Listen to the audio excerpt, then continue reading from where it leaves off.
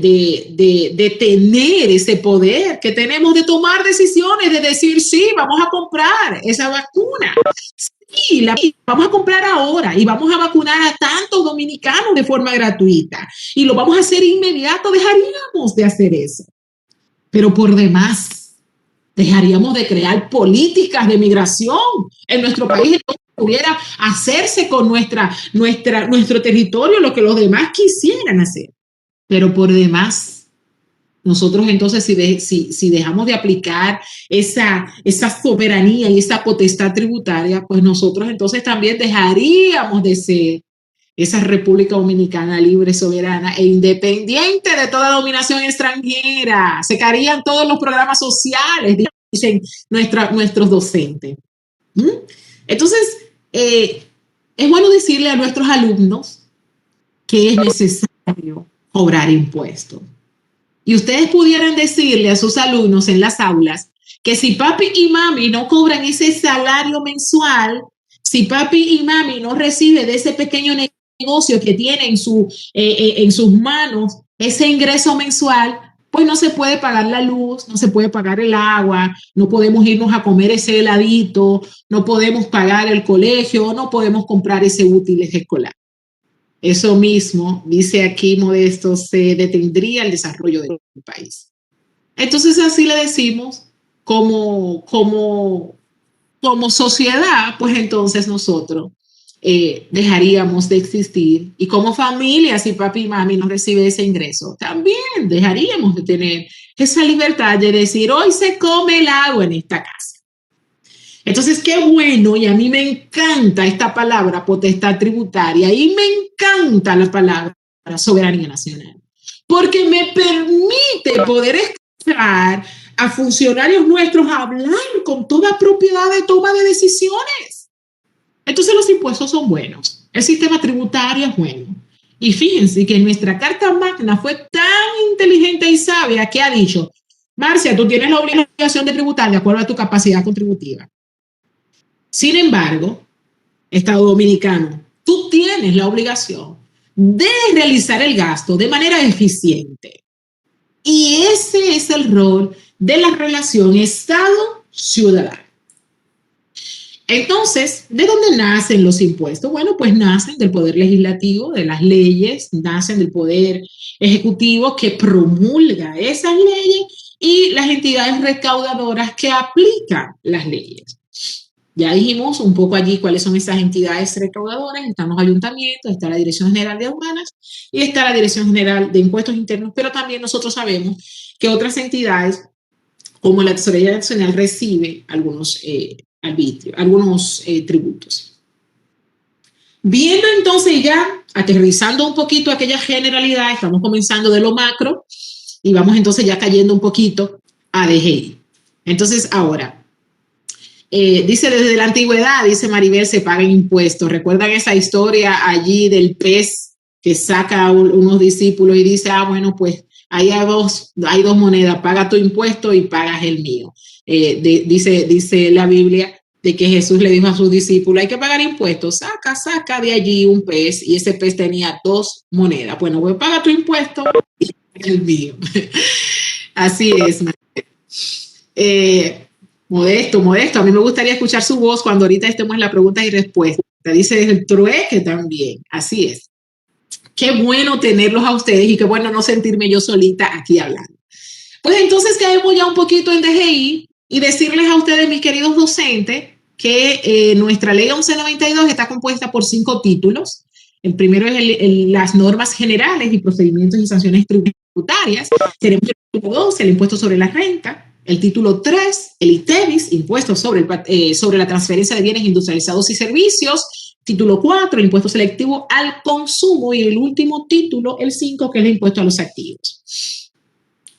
Tributo es esa exigencia de dinero que nosotros realizamos en poder que tenemos como Estado. Y dentro de los tributos, entonces, tenemos los impuestos, tenemos las tasas y tenemos las contribuciones especiales.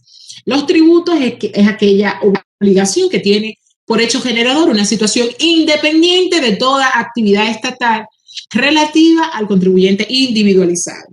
En pocas palabras, Ese impuesto nace cuando Marcia Romero realiza un hecho generador de obligación tributaria.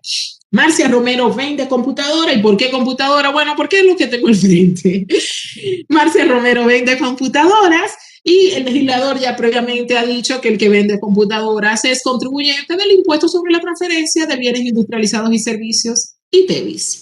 Entonces Marcia Romero inmediatamente, por darle luz a ese hecho generador de obligación tributaria, por Marcia Romero transferir esa computadora a Modesto, por ejemplo, pues entonces Marcia Romero se convierte en un contribuyente del ITEVIS, pero por vía de consecuencia también me convierto en un contribuyente del impuesto sobre la renta. ¿Por qué? Porque también el legislador ha dicho que todo el que genera renta en territorio dominicano, bueno, pues tiene que pagar impuestos sobre la renta.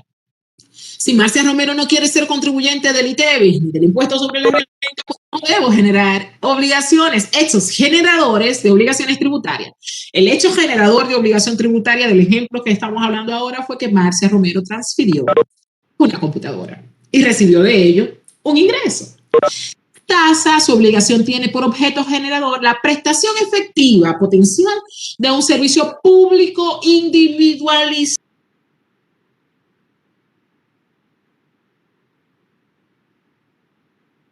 A la Cámara de Comercio y Producción de Santo Domingo, porque Marcia Romero necesita, por ejemplo, registrar una asamblea de una empresa que tiene. La Cámara de Comercio tiene tasas, la jurisdicción inmobiliaria tiene tasas, el mismo ayuntamiento tiene tasas. Son servicios vamos a decir, de públicos que se hacen necesario para ese mover en el día a día, pero son individualizados. Porque esa asamblea no se la registraron a usted, a mí. Porque ese acto que yo fui a registrar en el ayuntamiento no se lo registraron a usted, se lo registraron a Marcia. Porque ese título de propiedad que yo fui a transferir en la jurisdicción inmobiliaria, ellos cobran una tasa por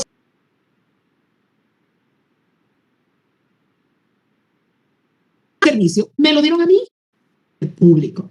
Entonces esa es la diferencia un poco allí de casa. Y la contribución especial, el hecho generador, obtención de un beneficio derivado de una obra pública o una actividad estatal. Se contribuye desde el límite del beneficio obtenido. Se va a crear un parque en el sector 5 de la calle 20. Se va a crear, no sé, un acueducto, cualquier obra. Se va a sanear el lugar.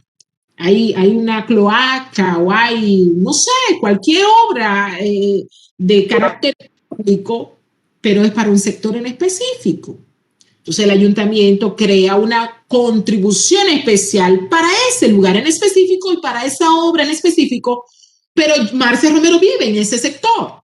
Sin embargo, la casa que Marcia Romero tenía en ese sector tenía un valor de $1 millón, pero desde que crearon ese parque, desde que hicieron ese acueducto, desde que sanearon esas cloacas, desde que pusieron allí, por ejemplo, muchas obras sociales, ha tenido una plusvalía, mi bien inmueble, que ahora está tasado en $2 millones.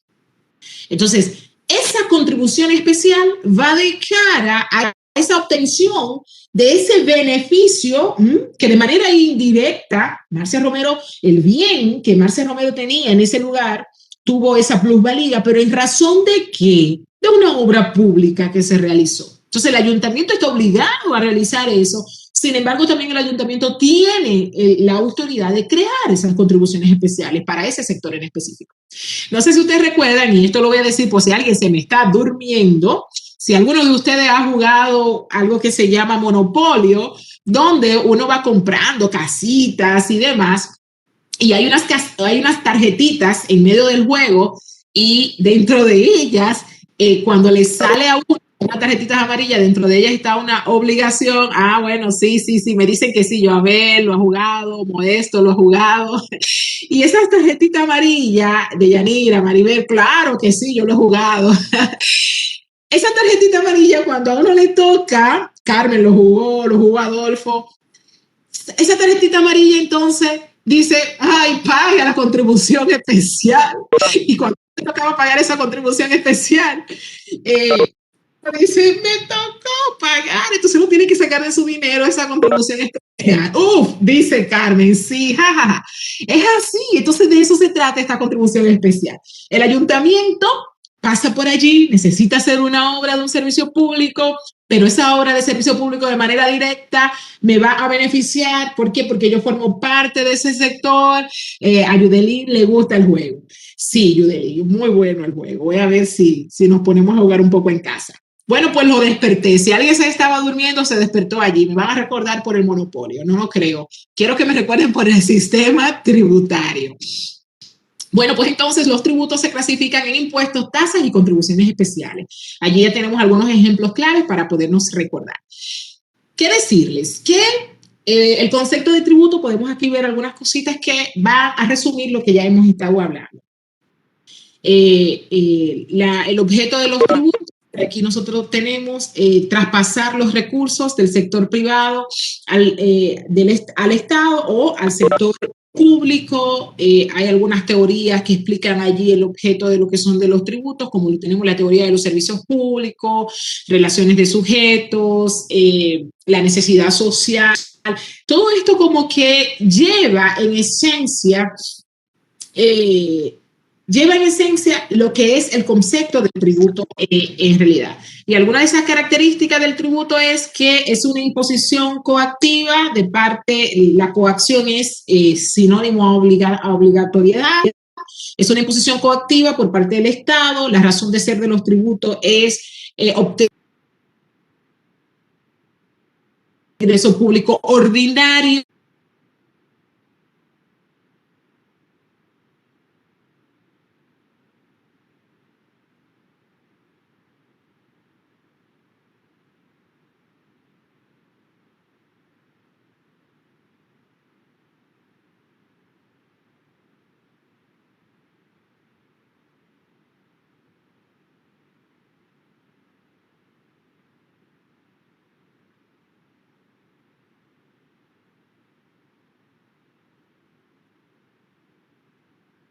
Esos que maneja la Dirección General de Aduanas. También tenemos otra clasificación, están los impuestos reales, aquellos en los cuales no se considera la condición personal del contribuyente. Yo siempre pongo este ejemplo.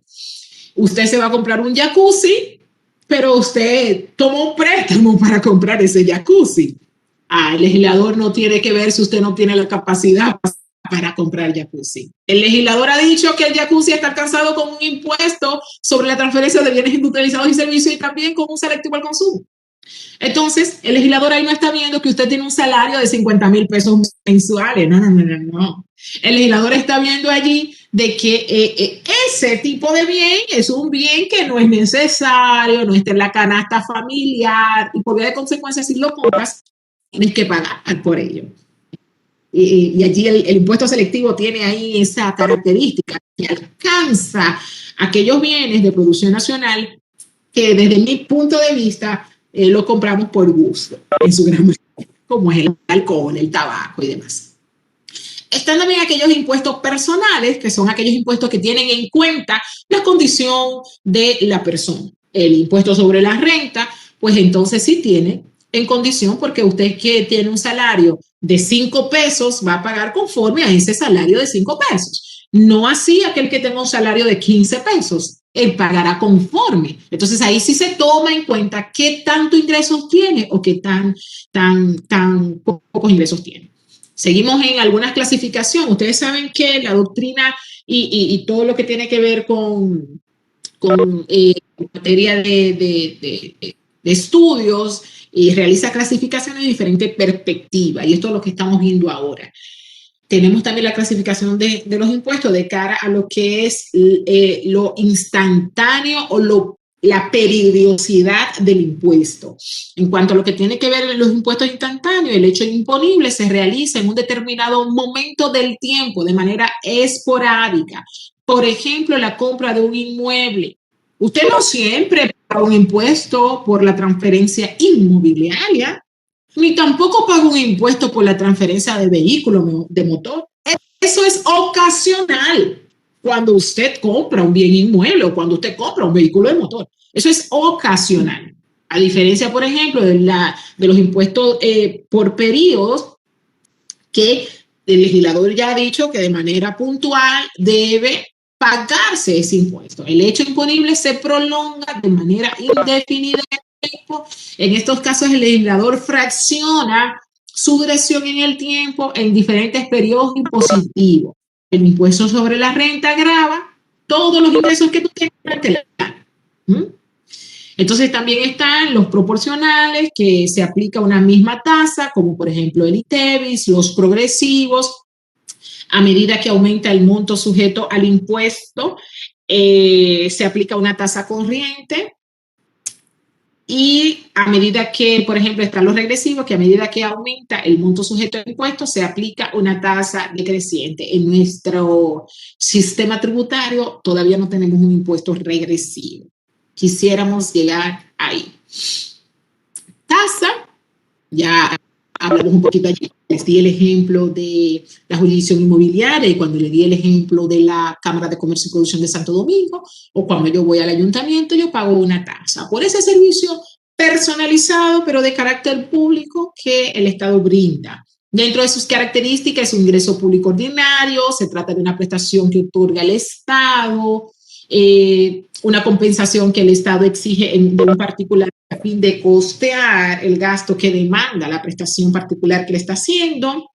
Son establecidos por ley, importa la prestación de un determinado servicio y hay un alto grado de voluntariedad. Yo voy porque quiero ir a recibir ese servicio personalizado y por ende tengo que pagar esa tasa. Y ya entonces allí hablamos también un poco de las contribuciones especiales, el monopolio. Y entonces el hecho grabado, el hecho grabado generador de la obligación tributaria consiste en un aumento o incremento del valor de sus bienes inmuebles. Ahí les puse el ejemplo del sector, que van a hacer un parque, que van a hacer un acueducto, que van a sanear alguna cañada, alguna cloaca o algo que le quite valor al sector, en virtud de la realización de una obra pública. Entonces, hay dos requisitos para exigir esta contribución especial. Está la realización de una obra o la ejecución de una actividad de interés colectivo y la obtención de un beneficio por parte del contribuyente como consecuencia de dicha actividad. Ahí se engloba el ejemplo que les puse del inmueble versus la obra social, la obra pública que se va a realizar. Están los ingresos parafiscales, bueno, ya ahí los manejan de manera directa algunos sectores que no es la administración per se, lo grava de carácter obligatorio y afecta a un determinado grupo. Por ejemplo, nosotros los abogados debemos tener un carnet para poder litigar en los tribunales, para poder ejercer el derecho, y para ello debemos de pagar un ingreso parafiscal al gremio que dirige a los juristas. Entonces, un ejemplo de ello es esto. Ahora nosotros vamos a hablar un poquito de lo que son aquellos derechos y aquellos deberes que tienen los contribuyentes. Deber de hacer, el deber ser, lo que nosotros tenemos que hacer de manera obligatoria. Entonces, el artículo 50, sumado a nuestra Constitución, sumado a la ley 107.13, nos establece un sinnúmero de deberes que nosotros debemos realizar como contribuyentes, como ciudadanos y como administrados. El artículo 50 enlista muchos deberes, mas sin embargo no puedo dejar de decirles que la Dirección General de Impuestos Internos dicta normas que en su generalidad engloban el deber del contribuyente al contenido de esa norma. Si ustedes se detienen a ver las normas establecidas por la Dirección General de Impuestos Internos, en sus artículos sin fines del contenido de la norma, establece que todo lo que antecede se hace de manera obligatoria y se suma a un deber formal. Y decirles también que el incumplimiento de los deberes formales pudiera dar lugar a una sanción económica, según lo que establece el artículo 257 del Código Tributario. Derechos. Bien, a esto debo sumarle la Constitución, también a esto debo sumarle la Ley 107.13 de derechos y muchos otros derechos que vienen ligados a todo lo que tiene que ver con la obligatoriedad del Estado frente al administrado.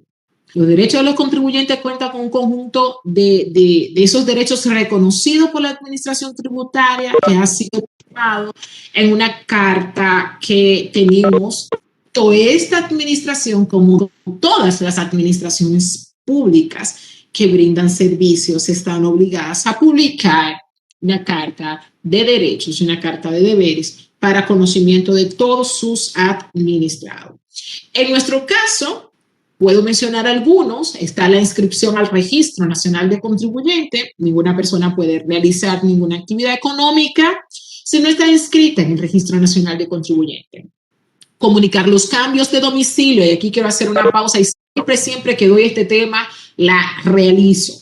Por si llegara el caso en que usted tiene una persona jurídica, usted va a la Cámara de Comercio, usted realiza sus asambleas allá, las registra y todo muy bien con la Cámara de Comercio. Más sin embargo, esos documentos societarios que usted ha actualizado en la Cámara de Comercio debe traerlos a la administración tributaria. Usted tiene un plazo de 10 días para hacer eso. Muchos ciudadanos que tienen personas jurídicas